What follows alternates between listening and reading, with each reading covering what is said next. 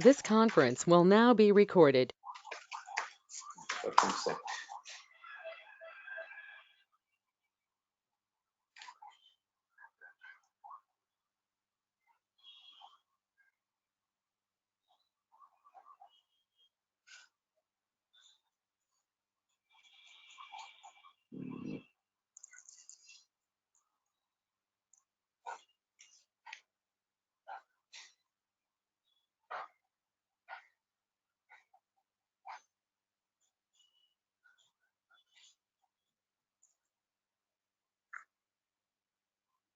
That'll get too much into assembly.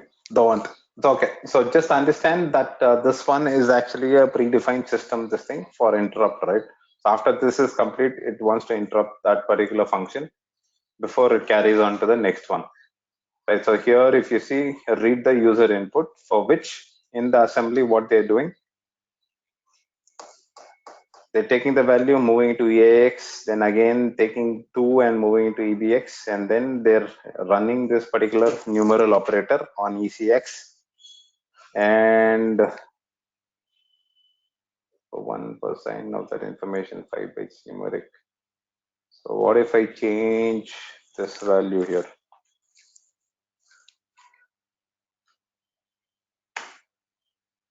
Let it execute.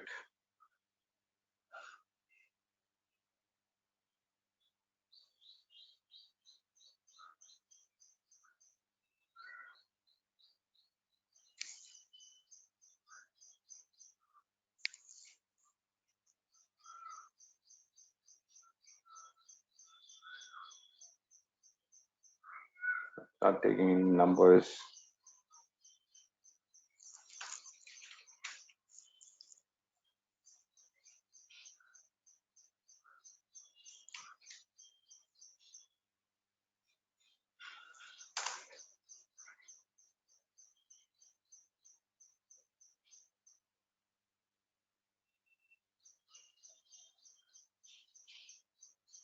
Just hello world message DB.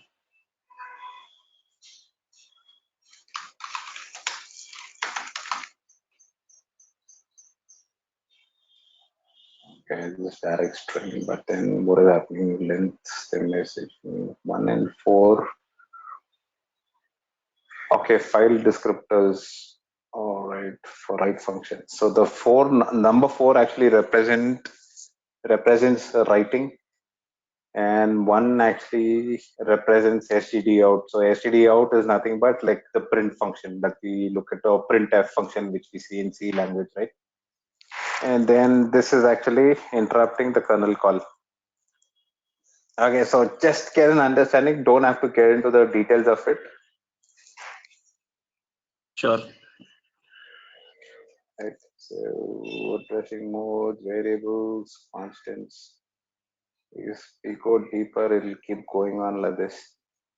Okay, so and these operators also you will actually come across, right? So and operator, or operator, or operation, test and not operated. Okay, so each instruction, what it does, they've explained it here. Conditions for loops, similar to how programs have, right? So compare, jump is equal to, jump not equal to, we already saw. Then comes loops.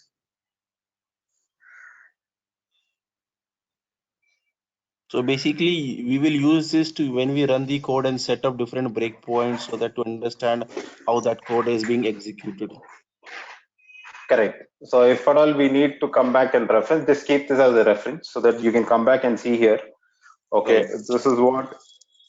So if at all we see somewhere sum of ECX move. So what is that instruction doing?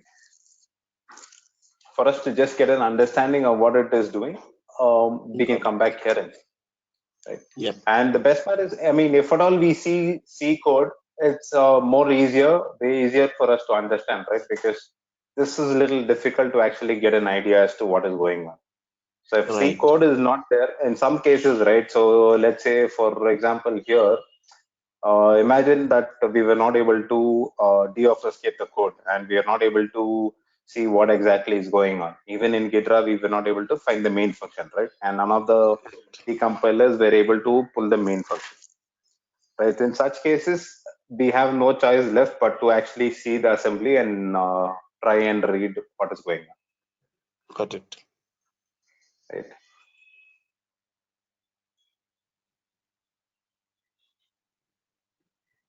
Okay, moving on. Should I have to do? Let me just quickly go check the network operating system. Okay. So this, well, during static analysis or dynamic analysis, when we actually see some examples, we'll get into that further.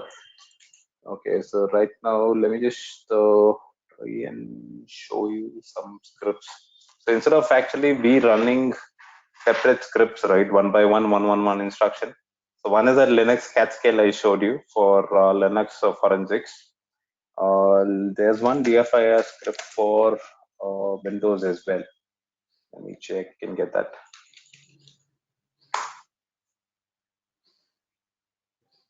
Basically, it's a PowerShell script.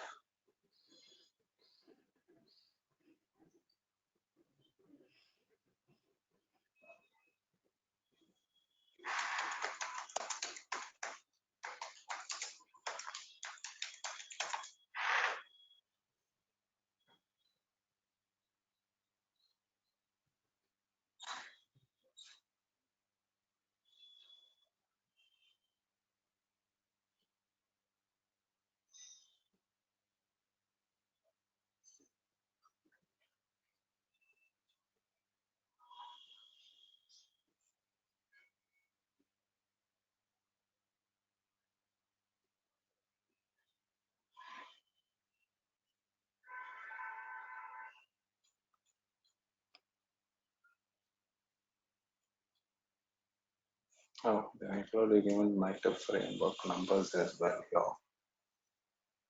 So I'll just send you one more cheat sheet for incident response.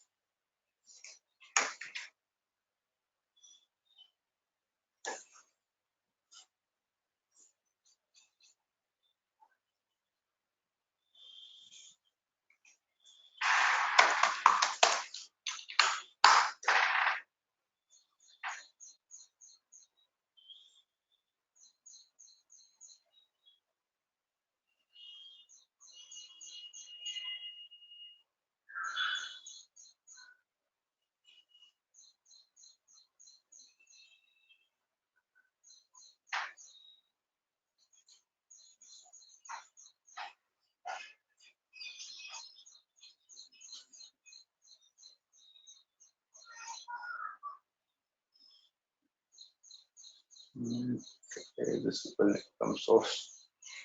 They used to give one PowerShell script.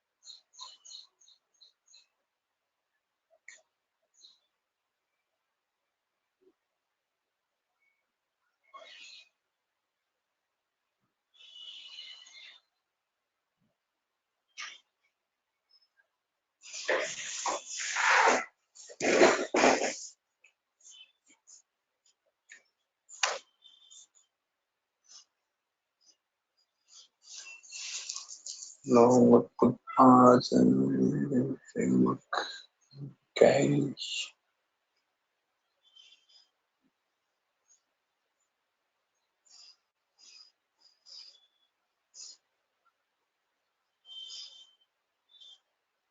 Okay, let's check this.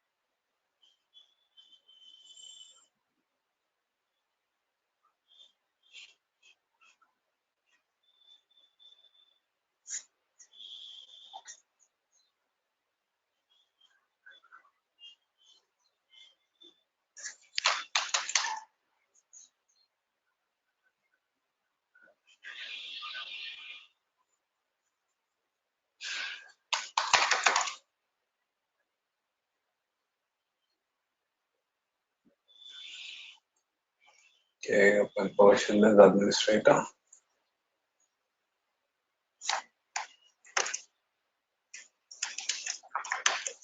Just go into the directory.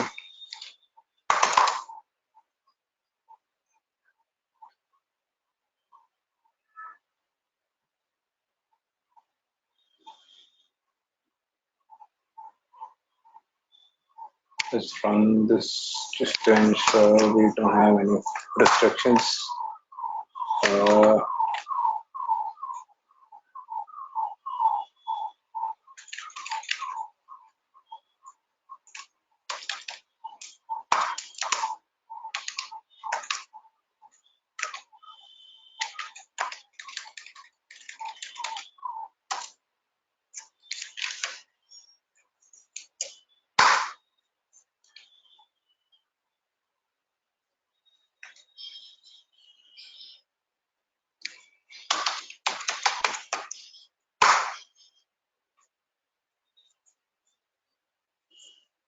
So basically, when I run that, it's actually collecting all the DFI data that we need for our forensics on that particular system which we are running it on.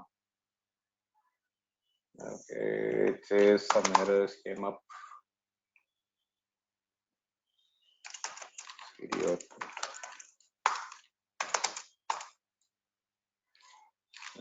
What's in the error log?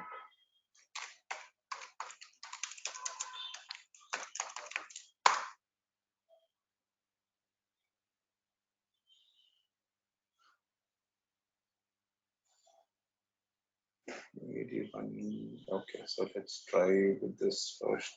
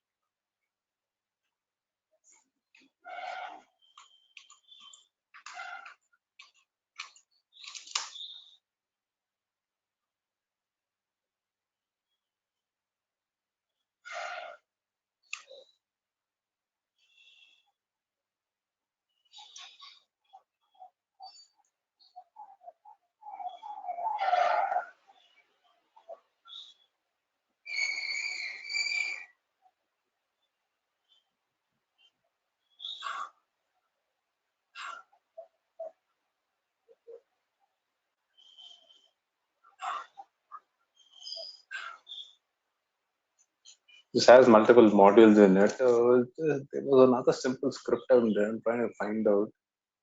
Not able to get hold of it. Let's see. PSC. Oh.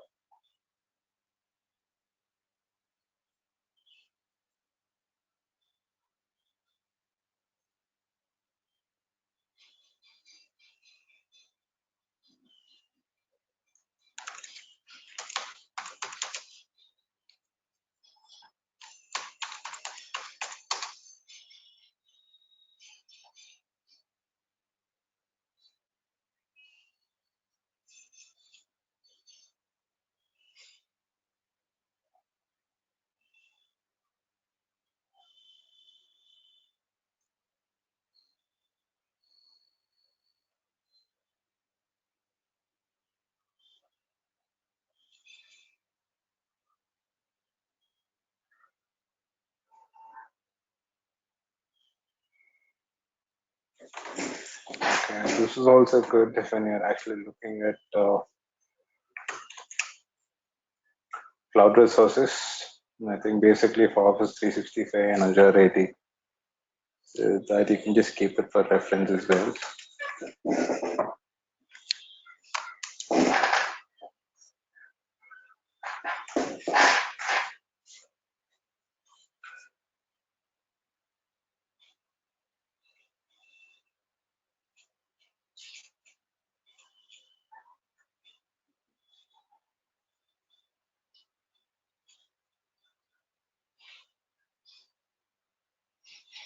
For program altogether.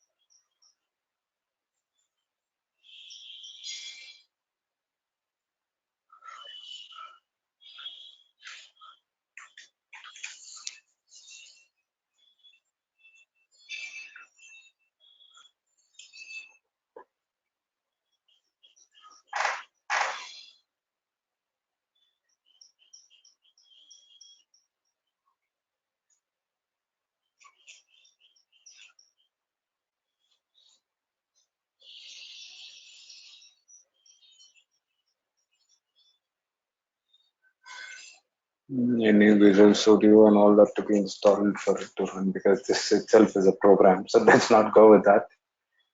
There used to be one more script. Let me just check my history.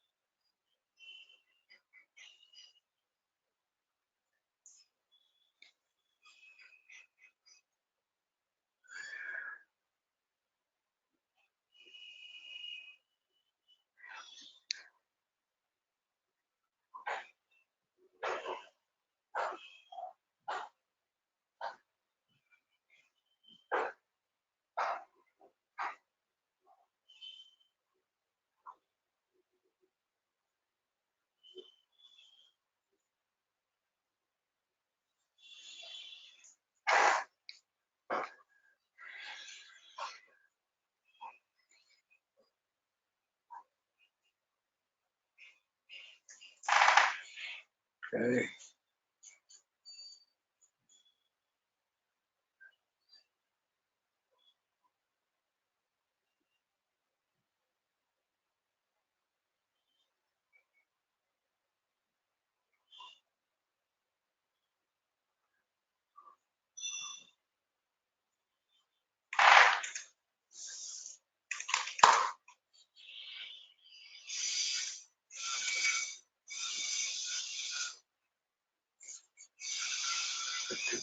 This one.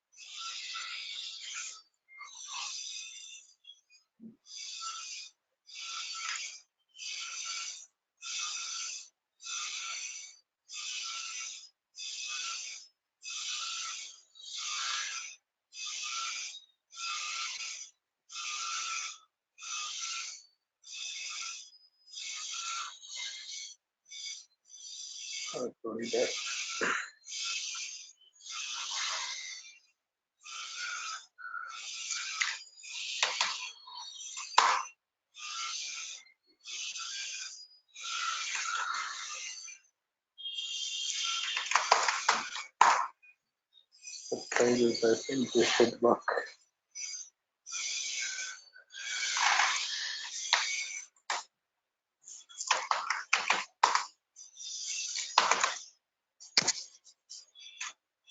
Okay, Windows 10. Let's try and run that.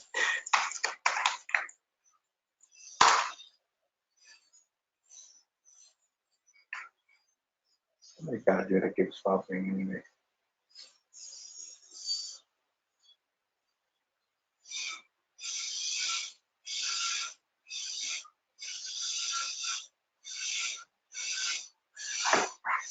Sir, am I audible? Yeah, Pramod, you're audible. Oh, okay. I think my screen. Okay. My screen's also visible, right? Yeah, the PowerShell screen is visible. Okay. Fine. So I was trying to understand what are we trying to fetch? You opened up, you download something, then you opened up PowerShell. Right. So basically, this is a PowerShell script, right? So instead of you actually going and manually typing each and every instruction to collect artifacts, so this is something similar to what we did with Linux Catscale, right? So this is a script I'm running for this environment, Windows environment. Okay. Okay, so there we actually collected all these artifacts where what is the persistence, what is the file hashes, what could be the cron jobs running and all that stuff, right? So here we're trying to collect similar information. So instead of you going and manually doing it, so if you take a look at the PDF, right? So they would have given us a different different commands to invoke for us to fetch data. So instead of actually doing it everything separate one by one, so I thought, it's better if we can just run a script and collect the data so that you can take a look at everything at one shot. Okay. So this seems fine. So you can collect the rest of it. Actually, the CANSA framework is a good one. Okay, the first link which I sent is just a cheat sheet that you can just keep it for your reference for Linux and Windows forensics. All right, so this is DFIR collect is actually good for Windows itself, and for Linux, Linux Catscale is good. So these two scripts you just keep it handy. So whenever there is an incident that you come across, so if it's Windows, then I would suggest running that other one. If it's Linux, that one. And for Windows, you can just keep the script handy, so you can just run and collect the data. Then proceed with your investigation. But how to copy? Can we copy paste the entire script here? Yes, we can. So if at all you go into the thing, right? So let me just pull this window separately. So if I go here, this is just a PowerShell script, right? So this is a link that we're looking at. If I just click here, it gives me the complete script. So suppose you're in a situation wherein you're not allowed to download anything or you cannot use GitHub or stuff like that. So all you could do is you just go here and then click on this particular script and then say raw here.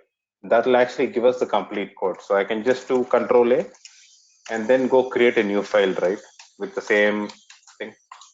I can say I just paste it here. What happened? Okay, wait.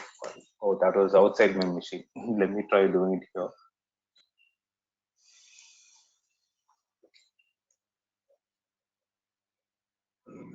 Snapshot.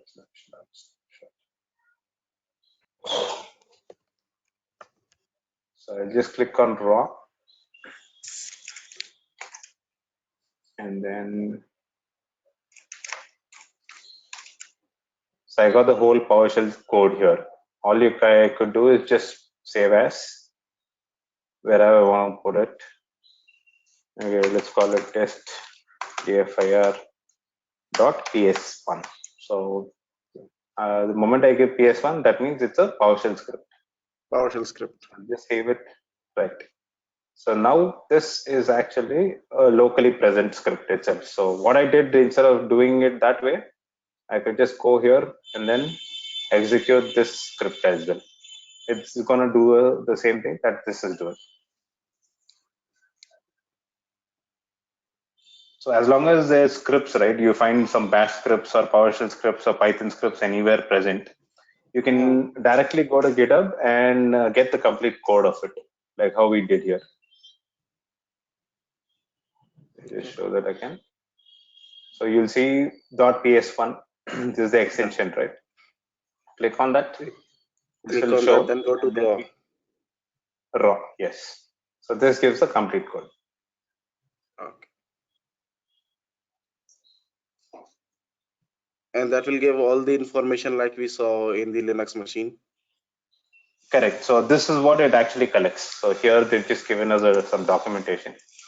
So mission and operating system information, user accounts, current login information, what are the antivirus applications, startup applications, how many DLLs are there, what are the map drives. So basically it is just giving us all the data that we need in order for us to proceed with the investigation. It's not going to tell us exactly that this is the file that got infected after the virus came in, or this drive got created. Nothing specific, right? It's just going to give us like a recon data.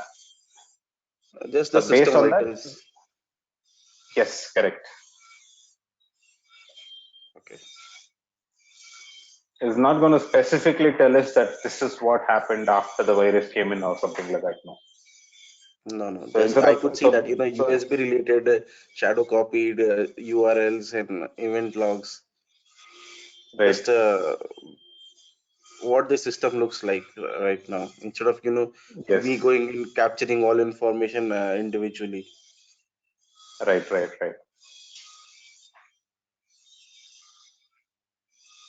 Still running 3 out of 31. So totally there's 31 artifacts it collects. Okay, so I think it is still running this one. 331. Crazy.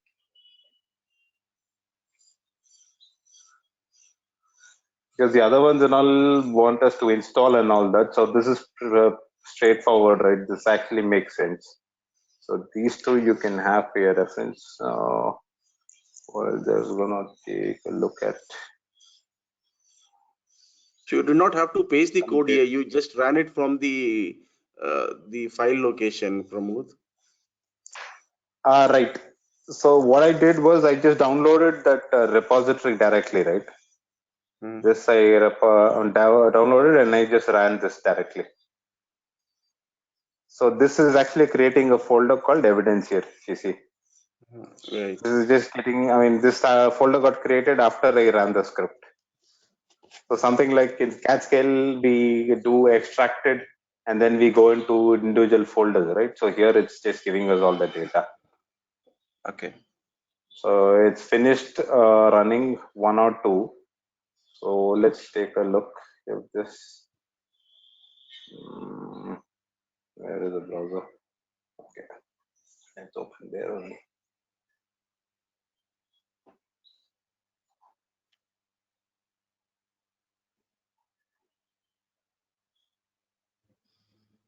You see here, it's actually trying, it gave us some information. So it says Windows 10 Enterprise evaluation version. Okay, hard disk partition, what is the computer name? It's giving us a boot up time and all that. So basically all the data that we could actually get from the operating system, right? So this evidence is collected. So here what it's going to do is, so right now it is still in the process of running the third module out of 31, right? So once it collects all the 31, so inside this folder, we should see about different listings with 31 different line items. So if you see current users.txt, I think it'll just show one particular user, which is me here. This is a constant one. And then this is important, right? So if you remember, This is an SID. So SID is nothing but it's a ID which gets created in the backend for a user, right? So based on this SIDs, there are some SIDs that you will come across. If you see it unusual, that means there has been another user created or something like that, right? So these are normal SIDs, which is all, these are all system services. So right now what I've done, I've not infected my system or anything. So it's just a plain system which I restore the snapshot from. And then see, so if there is any privileges that has been taken care of here.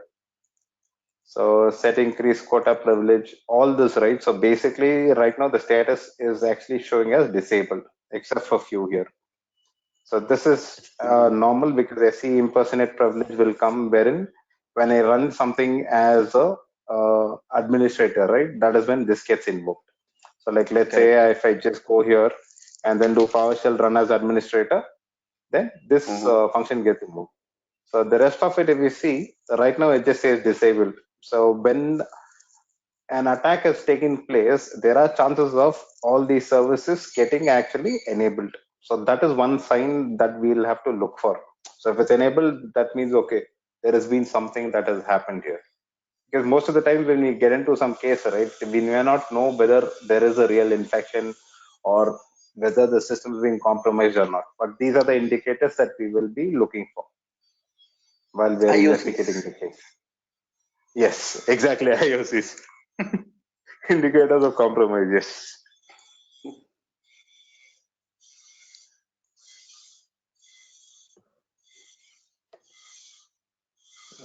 It's taking a long time to run. But how did you run that script? I wanted to understand that. What command did you have to type in so that it directly fetched from it? Okay, so nothing. So I just went inside this folder, right? So I went here.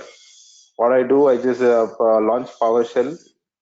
Yeah. Okay, let me just show it again. So just launch PowerShell as administrator. You can directly do right click and launch as well, no? Shift right click. But here, what happens, you'll not be able to launch it as an administrator. Okay. So it'll just launch a PowerShell window, but it'll throw some errors. So better we launch it as administrator, then we can navigate to this folder, right? So I'll just say copy this path, say CD. I'm already there. So if I do an ls, I can see what all is there. I just want to run this particular script now. So I'll do dot backslash dfire collect, and then once I hit enter, the execution will start. Got it.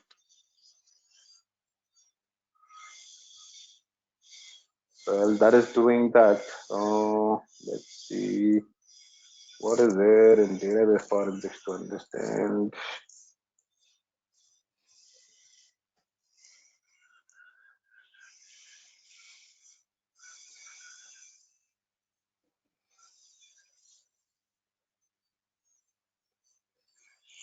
Same thing, they just repeated the information again and again. Okay. This data anyways, we will see when we get into Autopsy. In the meantime, let me do one thing, because let me launch Autopsy and pull the case, because that itself takes a long time to do. So that at least it will be ready by tomorrow.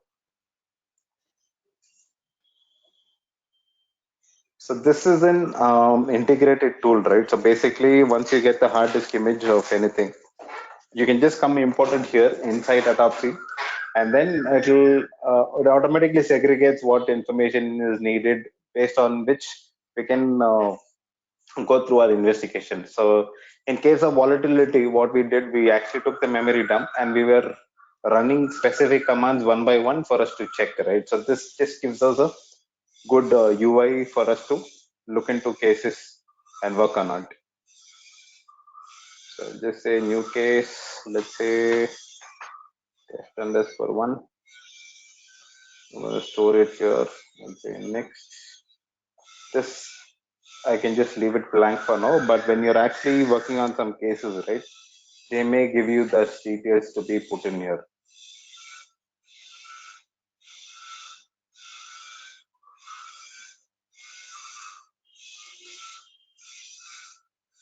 So just creating a database for us to store our case data somewhere.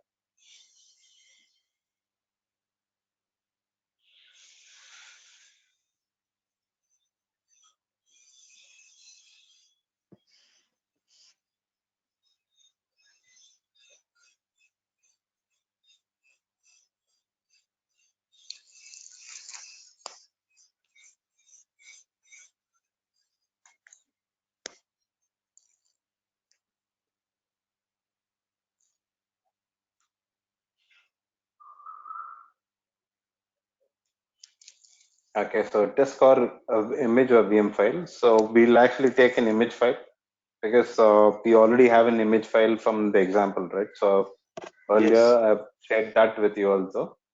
Let me go and try and get that. See here, there's an image file. This is device laptop.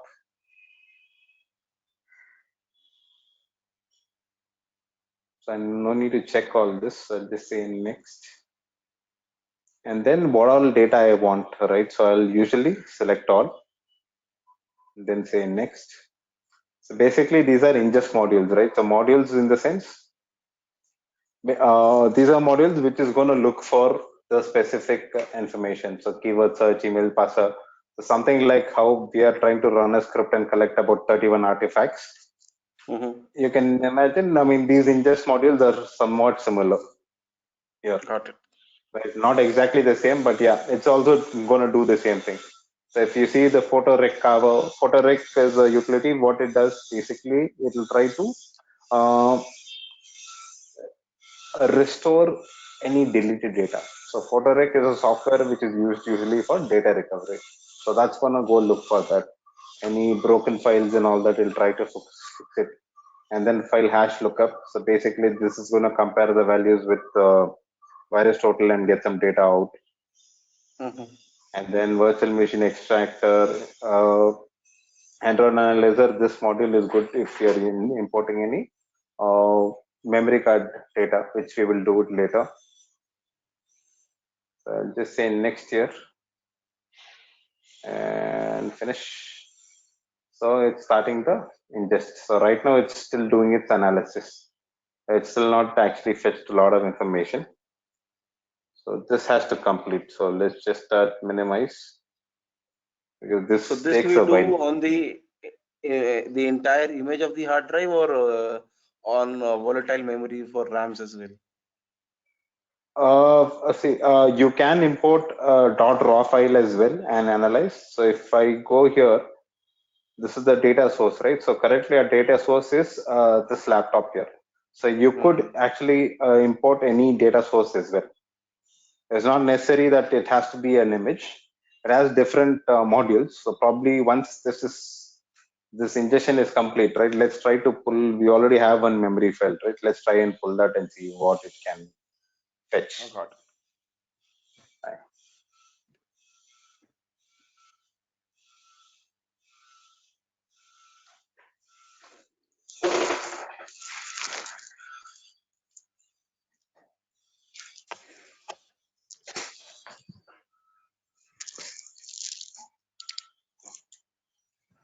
Oh God. Yeah, no? I tried finding you on Telegram, yeah. I don't know how to find from the name that you have given. One sec.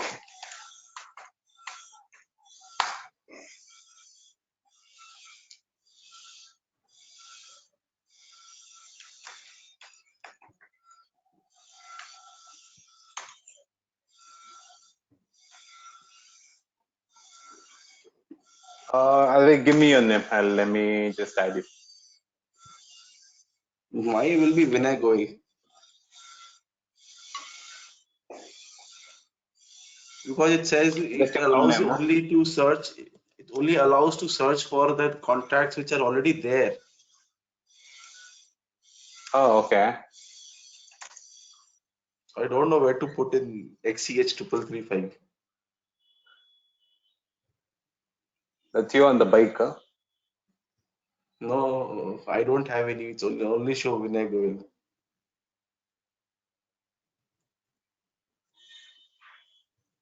Global search is there. Under that, I see one Vinay. Oh, okay, that is Vinay Goel. Okay, how do you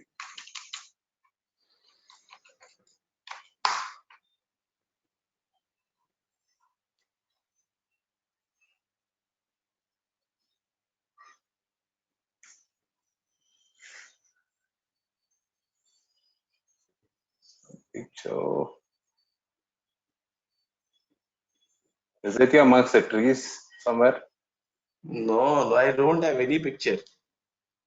No Just picture though. show. I gave you the number as well. If you want, you can save it and then that will work it out.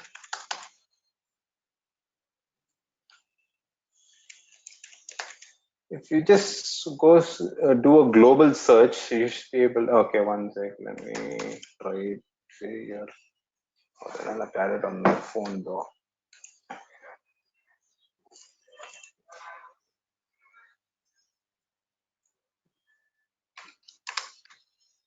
I'm able to find XCH 3332. Yeah, that is the one with some home or something showing up, right? Yes. Yeah. That is me.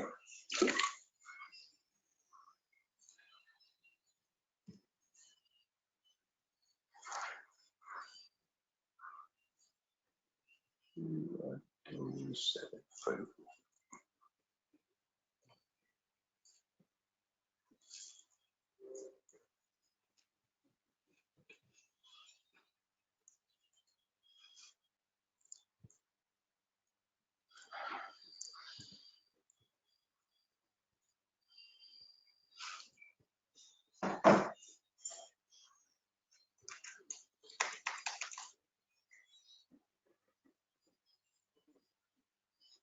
Okay, but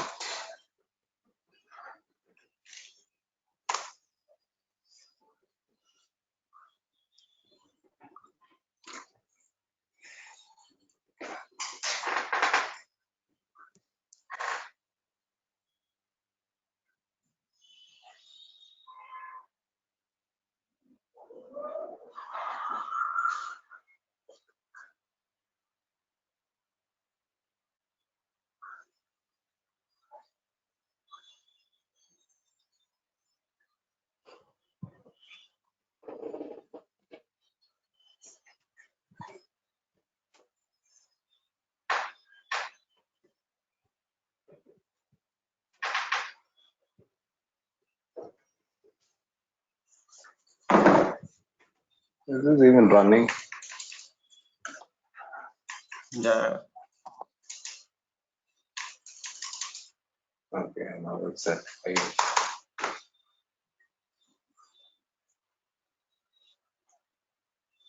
At this, anyways, we know it's going to take time, so let's not disturb that one. That evidence, let it collect. In the meantime, what do we do?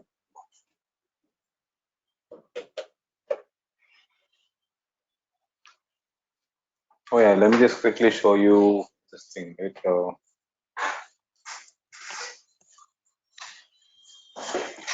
Spoof mails.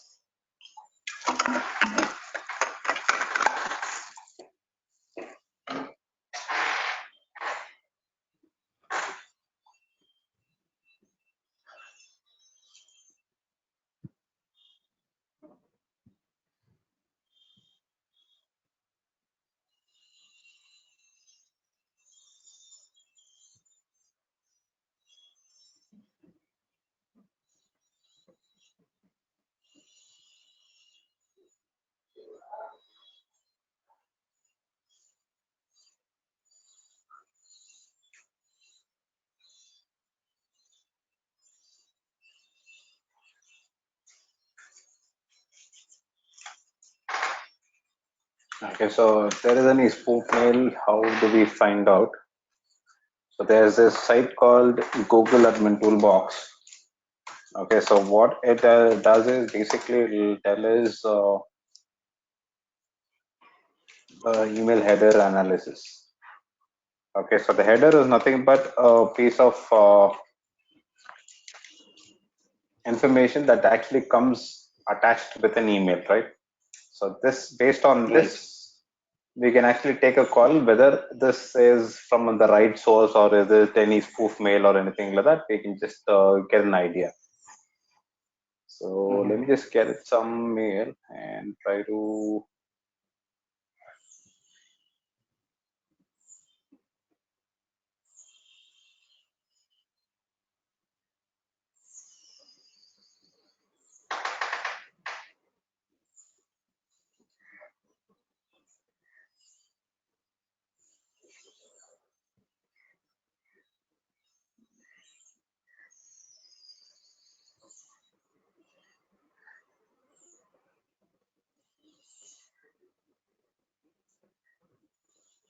So basically what I do, I just go to my mail and then I'll just select any email, right, which is there.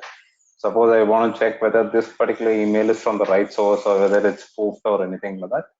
What I will do is just say more and then I will say show original. This will give me the complete header that we're looking at, right? So we'll just say copy and then what I could do, go paste it here. And then I'll say analyze this header above. So the way that we actually get the header, right, from each email tool, it's different. So, I mean, if at all we're doing it through Outlook web, there's a different way of getting the header. Outlook on Mac would vary. So that we'll have to figure out how to actually download or get the header. So in Gmail, all I have to just do is show original and then I get the header here, right here. Right? It varies from the mail clients or whatever mail services that we use. So right now, the main thing that we will have to look for is these three, right? So here it says SPF, which is basically stands for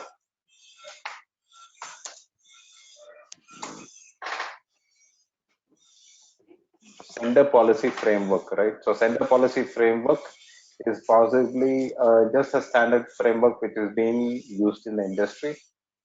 So there's no scoring or rating for it. Basically, it just says it's pass. So basically what it means, if this policy framework is failed, let's say here, okay, that means this particular IP that they're sending the mail from, right? So this IP, chances of this IP being blacklisted is higher.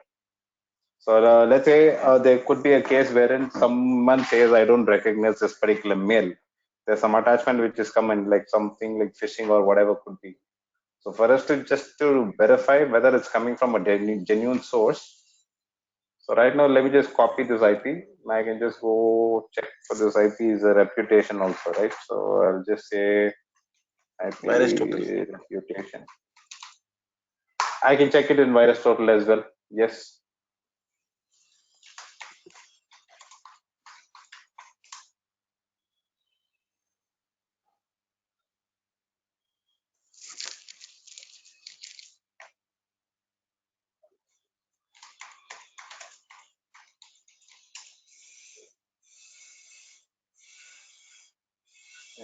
What happened?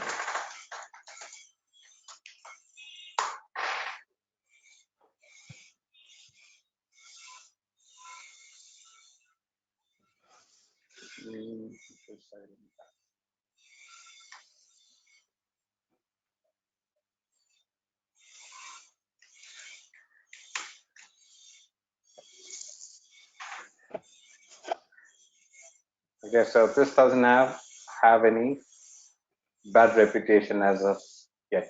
Okay, so it means that we could rely that, okay, this is from a reputable source. Then comes digital signature matching. What is DKIM? I forgot the term for it. Let's just Google it.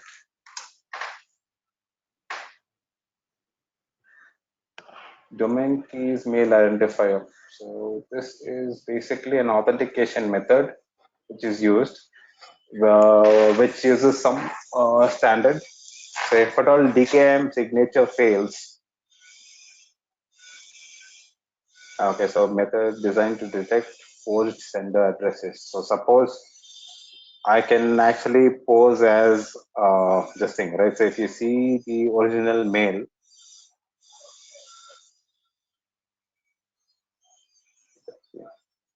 So the original mail says it is actually coming from Telerik and Kendo UI teams, right? So I can, me being an hacker, I can actually pose as Telerik or something and then send a mail. So this is a particular ID which is coming from, right? So I can actually pose this as well. So I could have some server, SMTP server running on my side. I could set up this particular address and then try to send an email. All right. So when I do that, what is happening at the server level, right? So there is a key exchange which happens. So this, they would have registered this particular thing with some domain, right? It's going to go verify that particular signature. But when I try to spoof it, this will fail. So that means it will say DKIM, it will say no, or it will say fail or something like that. When it says that, so that is also another sign that this is not a actually, what do you call it, a legitimate mail that you're receiving. Right. Similar to that is DMARC. DMARC 2.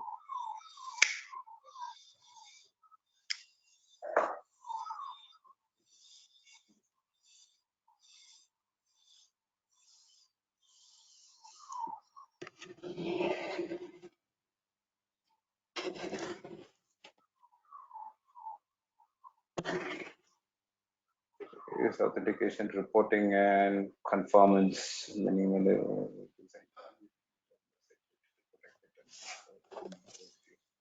Okay, so this is just talking about the security of the mail, right? So if DMARC says it is fail or something, then there are chances that this mail could have been spoofed because it does not hold a good authentication algorithm within itself. Okay, so the SPF talks about the sender's IP or the source IP. DKIM will actually talk about the address that the sender is sending it from, and DMARC stands for the authentication method used inside. Okay, so if at all they're not using any secure authentication, that it will say no or it will say fail here, which will tell us that probably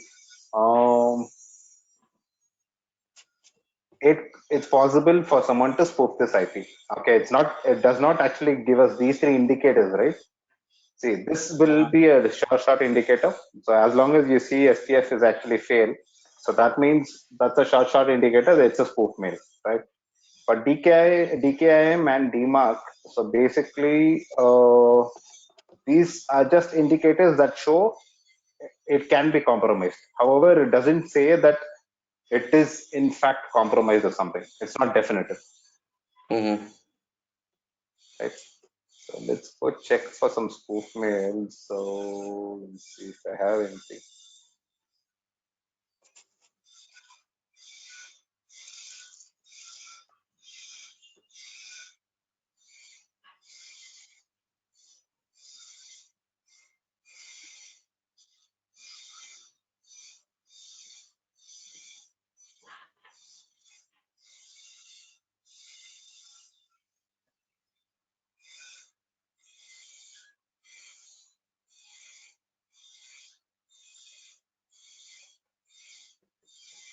And one more thing in Gmail, right? So what happens is that the moment you actually click on show original, no? So in case of this, you don't have to come put it in the toolbox and stuff like that. So the moment you actually select a mail and then click on this three button, say show original, automatically it does an header analysis here. So if you see, you see SPF and DKIM already showing up here, and it says it's pass. And you don't have to come separately do it. Let me see, some old mailbox will have something. Let me go find that.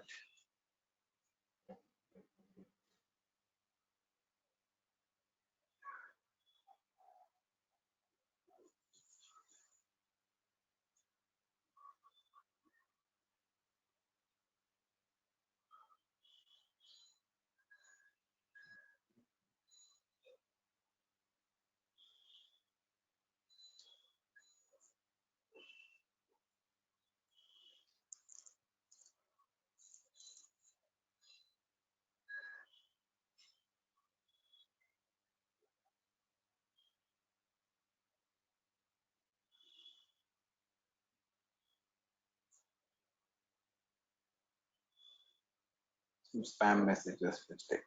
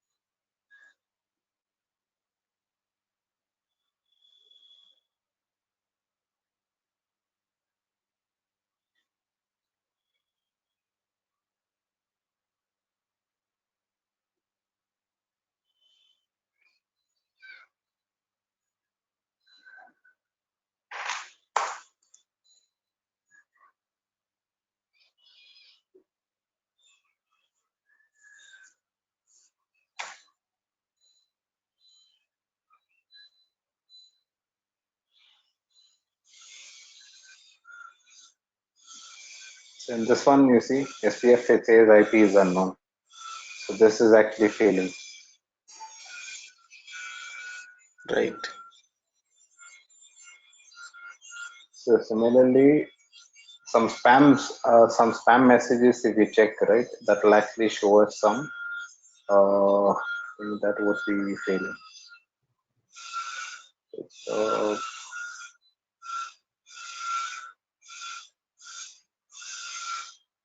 you don't get these old messages anymore, right?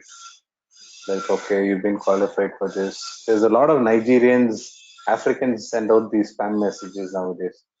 They just say you will need to purchase this. We are actually running short of supply. So if you could actually procure this and send it to us, we will pay you triple the price and all that stuff. A lot of things will get. So there's this, I was working on a case, right? So basically there's a community where all these entrepreneurs can get together and then do stuff, right? So they all meet together, exchange leads and all that stuff. So these guys all have different email addresses. So there's about 400 users there, and they've all been given separate email addresses pertaining to that particular domain, right? So that data had actually got leaked. So the email address IDs, right, had actually got leaked somewhere in 2019 August. So these guys have got hold of that particular data, and then they started sending spoof mails to a lot of people here in this organization. These people had come back and then given me that to check whether it's actually really legitimate or should we do some business and all that. Then I found out it was all spoof. So in the off late, it's mostly you'll see a lot of mails getting dropped. So even from your LinkedIn profile, right, they'll just go get some data from there and try to send you some messages and stuff like that. So mostly all these guys only. None of them mean anything, right? So all they just need is to want to make money. They'll just reach out to you stating, "Oh, hey, I'm looking for this. Can you help me out with this and that?" So most of these Africans.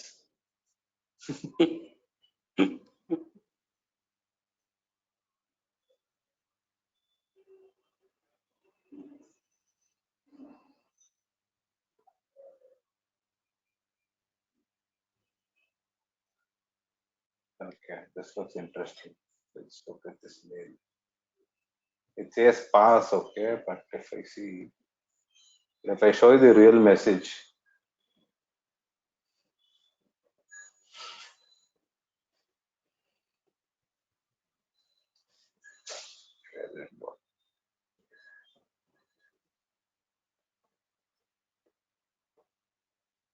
some cash Allow him price, to some explain. nonsense, right? Yeah.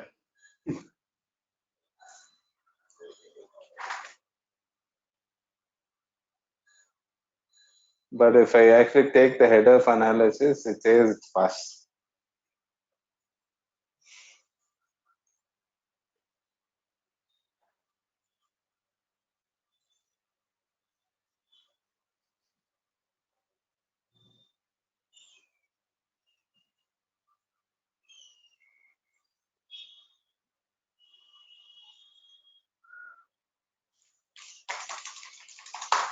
Moved from 5 to 6 now. I don't know how big the data it's gonna dump though.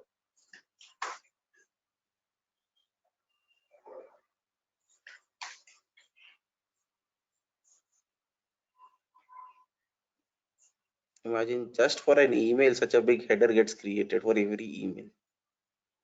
Right. So this one says actually it's pass. Okay, but it still looks not legitimate, right? So Yeah, whenever it is, somebody man. is offering cash or something, I mean, unless people have lost their minds, why will someone offer you cash? Then if it says pass, then what should be our next course of action? So once this says pass, then we'll have to go check this particular domain's reputation. Okay, maybe the one which he's sending this IP address, maybe he bought it newly, right? So it does not have any bad Historical reputation data. of sending these emails, correct, historical data for it to actually analyze and tell us.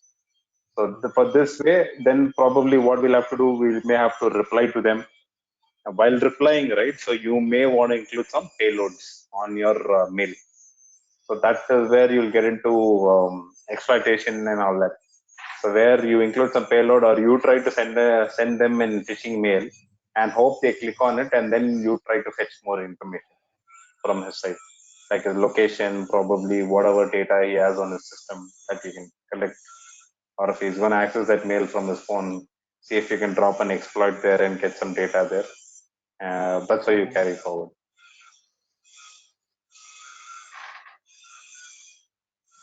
But it depends, right? So if at all, it depends on the case. So if the customer says, no, I want to find out who this person is, no matter what. There was one case where what we had to do was, so there was this ransomware attack happened in one place. Okay, while investigating and all that, we got hold of one Proton mail ID. Okay, so this Proton mail ID we got hold of, and we wanted to find out, and we had some doubt as to the customer was saying this could be an insider attack, right? So probably one of the employees who quit the company or something, he's pissed off or something. It could be something like that, because the infection actually spread from a pen drive, not through mail and stuff like that. So once the Okay. infection spread, there was some Proton mail which was showing. So how we see this one, right? Bitcoin address and stuff like that. So there was one Bitcoin Yes. address also mentioned there. But there's no way for us to find out using the address where this person is located or who this guy is, using just the Bitcoin address. So the Proton mail, what we did, we sent a response, right? We sent a response where we included some payload there. So over there, what happened? Once we sent that response, he happens to open this email in his browser, right? Once he did that, what we were able to find out was there were other Gmail accounts which was attached to the browser. So in your browser, you remember multiple accounts, right? So some Yes. Gmail account was actually present there. And then we actually figured out there was a Swiggy's delivery message. Okay, and his address and every data we were able to get. And this guy was sitting somewhere in India only. And then we took that as evidence and then submitted to the company. They actually took it to the cops, and then I think I don't know what happened after that. My engagement got over, so I gave them their data. This is the so and so person. I mean, he stays here. This is his name and whatever. This is his phone number. This is his email ID, and then we just submitted the evidence. So that evidence is actually a strong evidence for you to go to court or legally take the proceeding further. Yeah. But then if you see legally, I actually hacked him, which you're not supposed to do without somebody's permission, right? That itself is a bad activity. But what we did for us to collect evidence, we did it. So in court, it may not be considered as a, what do you say, as an offense. Yes. Right? And see, one more thing is when you actually submit such cases, right, you got to be certified by some body that you are a valid forensics investigator. So it doesn't matter. It could be some third party or it could be some private company also. There's no government body that certifies you. You're a certified forensics investigator or something like that. There is no licensing system as of now for a forensic investigator in India. You are licensed Right. practitioner. Correct. So that is not there. So as long as you can actually produce some this thing. So let's say you finish this course and you have a CHFI certificate that holds valid, so that you are actually a licensed this thing. In India right now, that's how it works. Right? I have this thing certificate from Autopsy. So Autopsy actually certified that this guy is a valid investigator, whatever. So I use that certificate to investigate cases in such detail if we'll have to do. Because end of the day, tomorrow that guy shouldn't come back and file a case against you, right? That you hacked into my mailbox or something like that. So you gotta play it safe. Yeah, first of all, you have to protect yourself. Right. So it depends. So it's not necessary for everything you got to be certified or actually licensed to do. But when cases get into such complex detail, right? So that means that's when it's actually necessary for you to take over those stuff to do it. Yeah. Okay, this also looks like it's going to take ages to run. And how much? I mean, this one is still at 0%. Amazing. What else do we look at? Okay.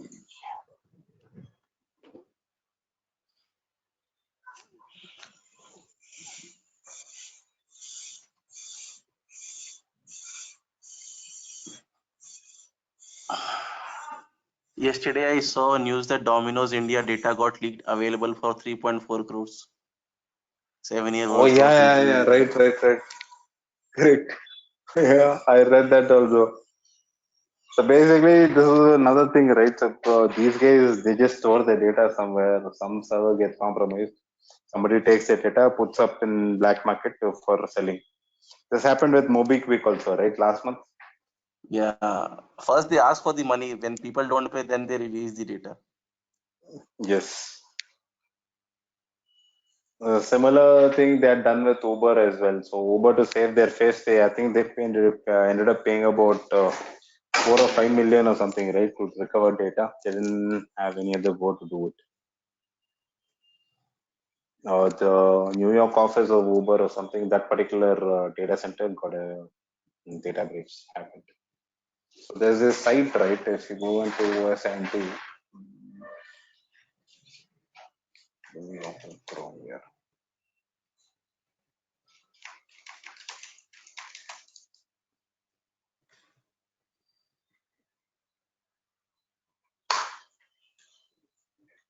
If this system is going to be super slow, let's not take that. Let's open the door.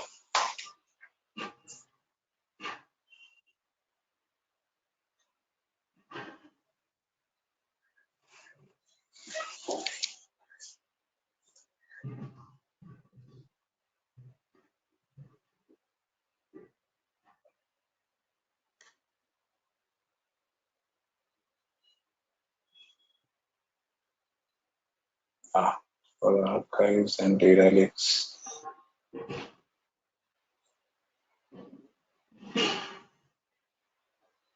So not free. So these guys have, but the problem with this particular site, right, is something. So right now, if you see, there's so much data which is publicly available, which we can download, right? But they don't keep updating the database, like in the sense the previous data may not be available, and there's no search function for it to go get it from. Okay. Right. Similarly, there's a sites where your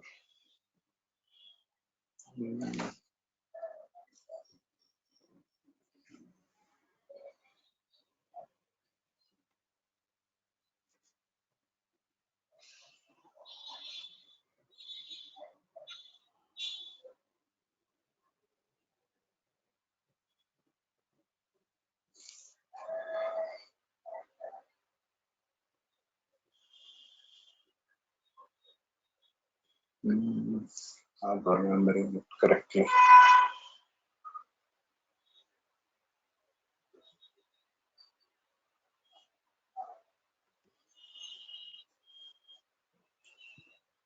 See, specifically, if you go check for email addresses, email address breach data.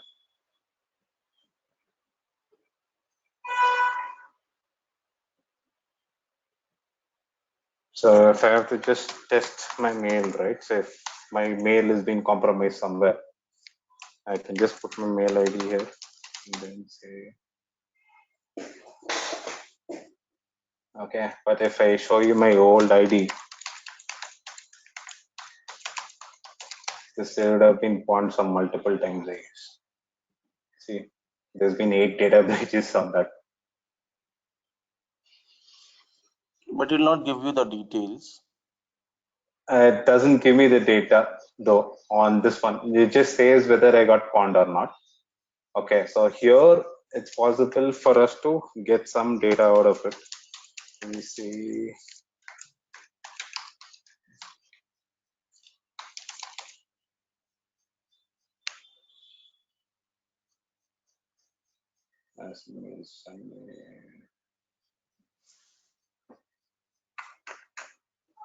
Okay.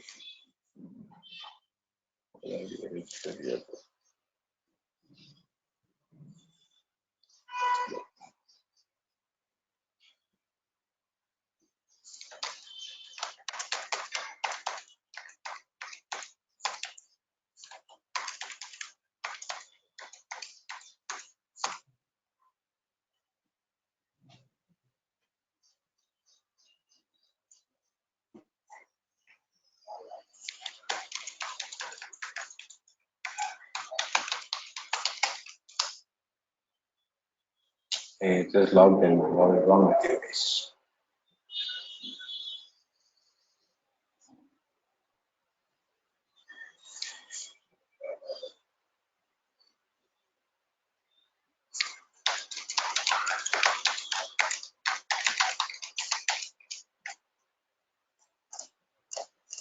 Data available but hidden. So basically it asks if you need to select and retrieve the data, it'll ask you to pay for it. So it says active subscription and all that stuff.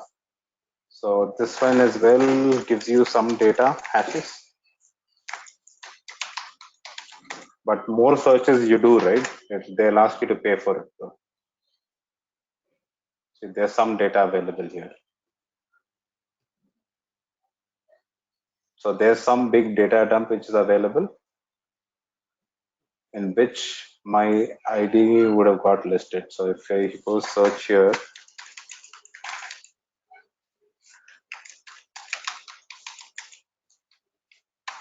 it is not found.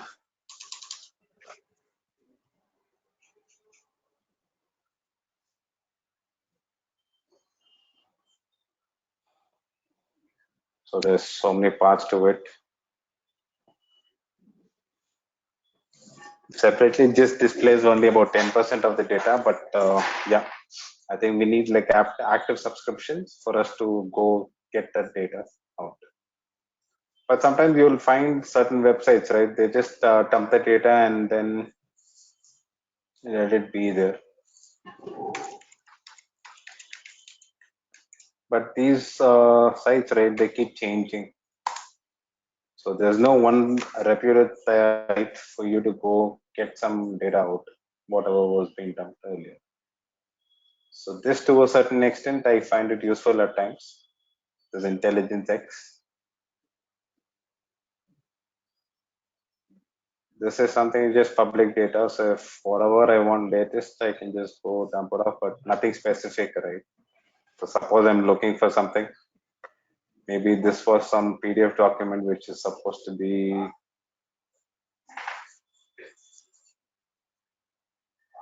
probably what? I think it's some data which is supposed to be probably private, which got released in the public.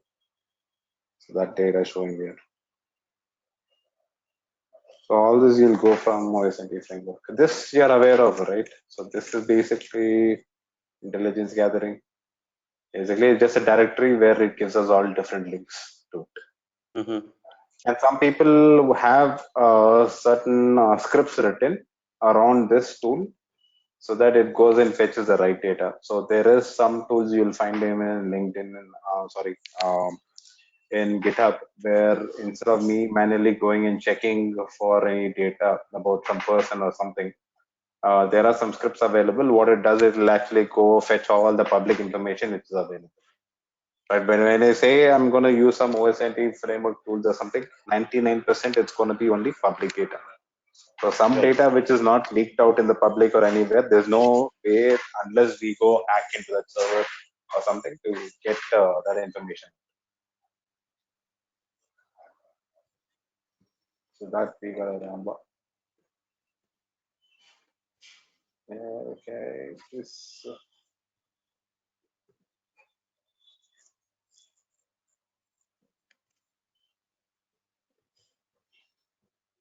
system's already become slow because of Autopsy, I guess.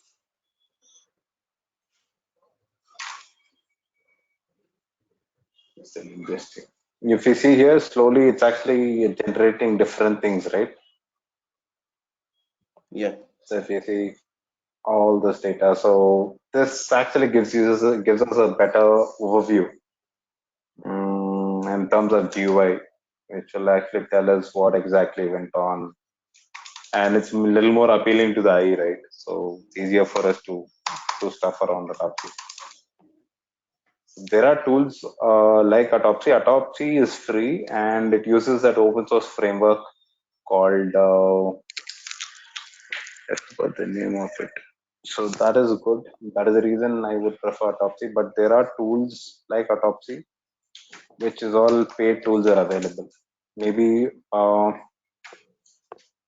it'll have little more better clarity of data, I guess.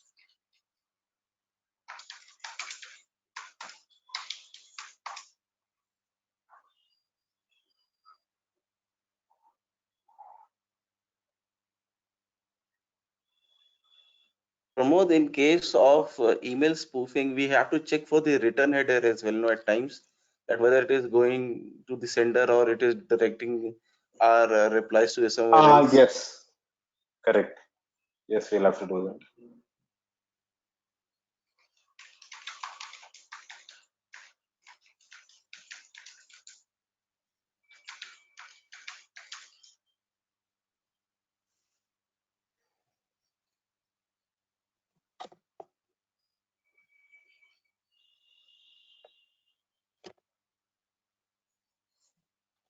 Real data recovery. Okay, this is something we can take a look at.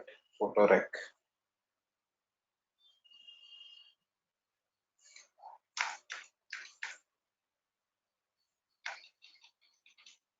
So this is basically data recovery software. Photorec.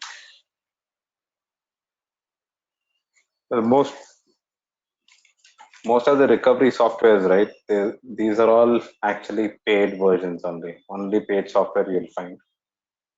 This Photorec is actually pretty good. Only thing, there's no guarantee, right? Whether you'll get the data or back. Once your system is encrypted, there's no way that you can actually get your data back. That's pretty sure shot.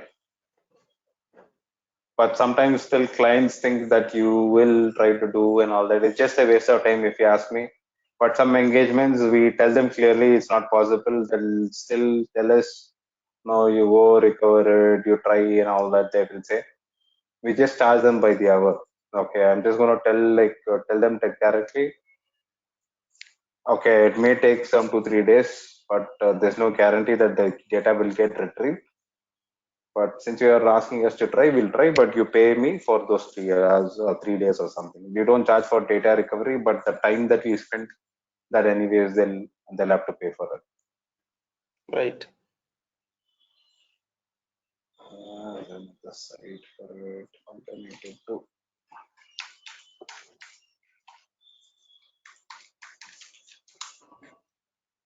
So this is actually cross-platform, right? So Photorec can be run in, it comes for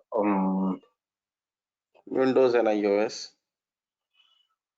Windows and Linux as well. So it works both places.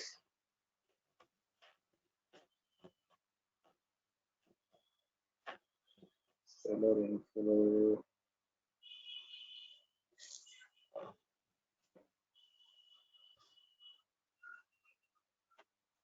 The main program around this is actually test disk, I guess.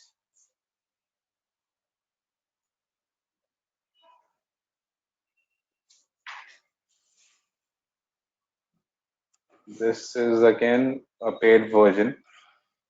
Okay, so this is also pretty good, but it'll recover 4 files, and then if you want the fifth file to be recovered, it'll say, okay, you pay for it.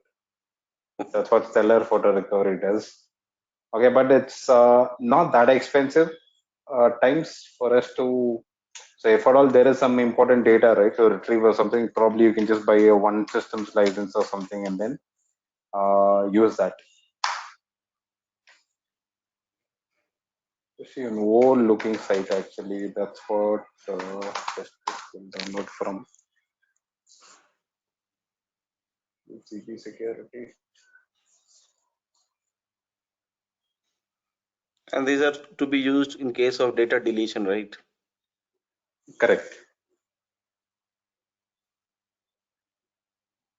But there is no guarantee, no Pramod. Once data is deleted, especially from these new drive, these these are not hard disk and SSDs. Yes, there's no guaranteed data is available. I mean, Because in older drives, that there is actually a physical disk. Chances are quite high. So on right. these all solid state drives, I don't think they basically work like a pen drive. Correct. It's just that it stores it somewhere in this thing. It's like volatile memory itself, but somewhat it adds some layer of, non-volatility for it so that it can actually stay somewhere. Sorry, I mean, it is non-volatile memory. Sorry, I got confused. That is the reason it's fast, right? Because it's all flash Yeah, yeah, all flash storage. based tech. Yes.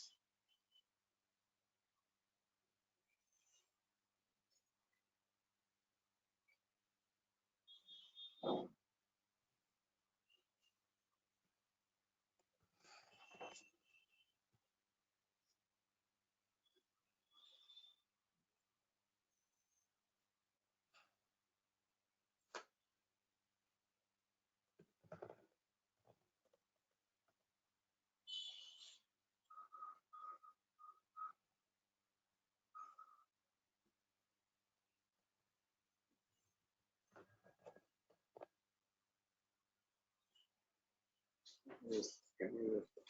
I think this is supposed to be part of Flare VM download, but it's not showing up for some reason. I believe it's supposed to get downloaded along with Flare VM.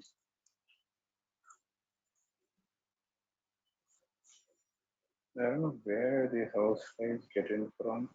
So irritating.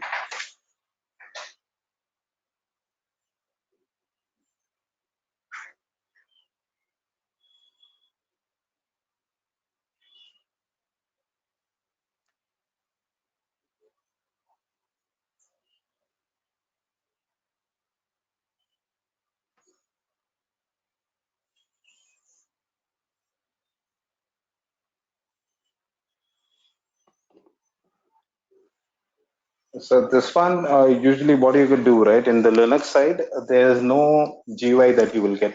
So on the command prompt itself, we'll have to attach a physical drive where we want to restore the data to and stuff like that. It's pretty good to work with, right? As long as you're not working, as you said, we're not working with all these flash storages. Mhm. It does retrieve data. If there is any deletion or something, it definitely retrieves it. Even after multiple formats on a normal hard drive, right? To a certain extent, it does go recover data. So I've seen like cases wherein data has been, the hard disk has been formatted at least twice or thrice over and over again. But we were able to retrieve data which was available like prior to these two formats as well. But those were not flash storages. But this can happen only if your system is not, your files are not encrypted, right? With ransomware attack, there's no way of retrieving data. No way, Simple. no way, no way. Till the time No, you no don't way have the available. encryption key, nothing will work. Nothing can be done. Exactly. And if you just, I mean, I used to spend, right? So initially, when ransomware attacks used to happen, I used to spend a lot of time Googling and trying to figure out if there's a way or something. Because zillions of blogs that will be showing that, okay, you can go recover data like this. This is how you can remove and all that. None of them work. It's just all bullshitting. All clickbait. Yes.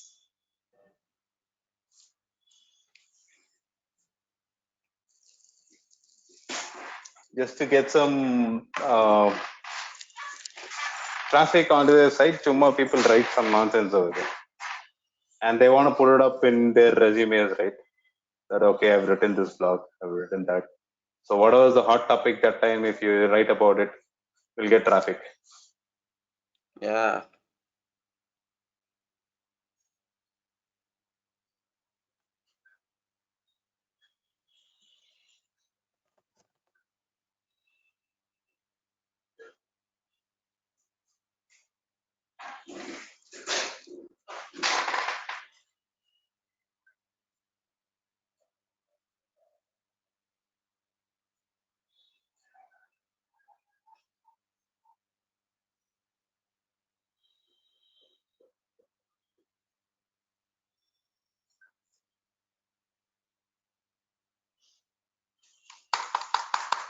I think I got to let it run all day, I guess. This one. I shouldn't have done the import at the same time. I think both are trying to fight with each other for resources.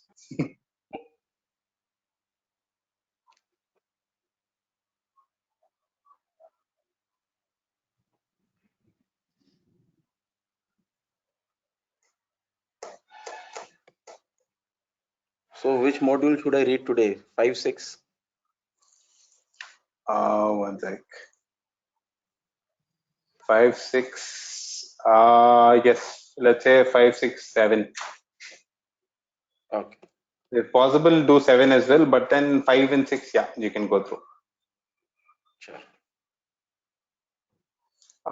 Any doubts from the previous modules, Vinay? I mean, did I miss something? Because I'm not following the modules, right? I'm just want a clarity. I haven't missed anything, showing you something.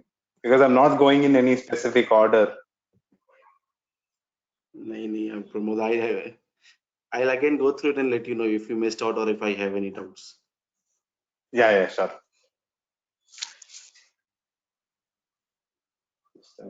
Totally. Come on.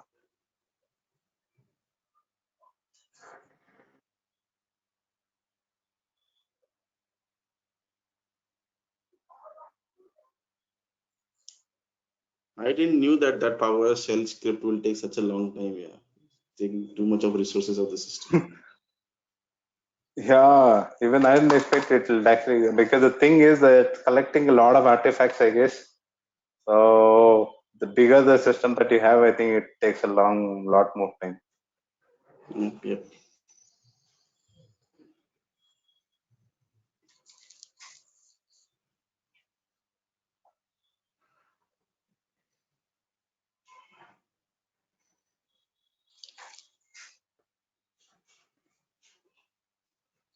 Okay, this system is not letting me do anything, absolutely.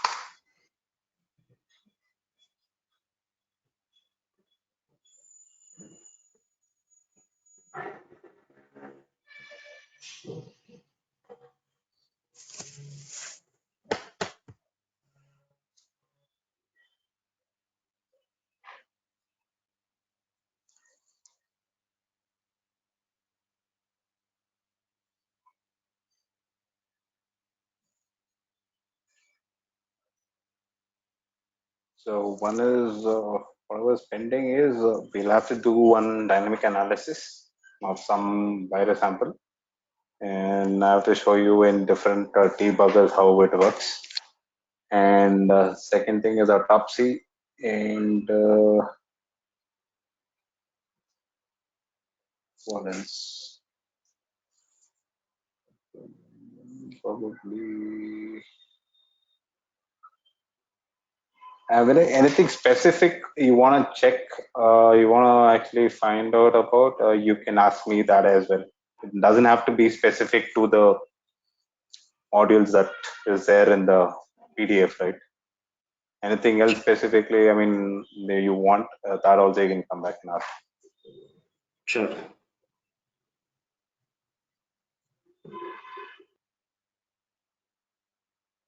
No, this is not letting me do anything here.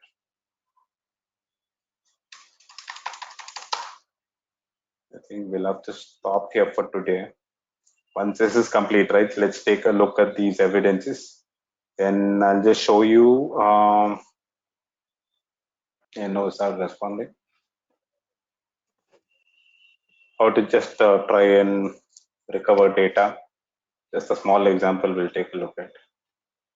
Sure. Okay, so that one we will do. And then probably once these two are complete, then we'll look at autopsy's case as well.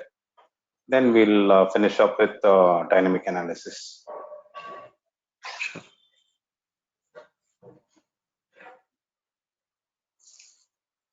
And anything else that you would actually want to check, let me know. We'll try and cover that as well.